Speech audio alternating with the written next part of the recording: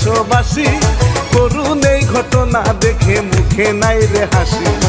এই ঘটনা ভাইরাল হইল, দেশবাসী কষ্ট পাইল গো, এই ঘটনা ভাইরাল হইল।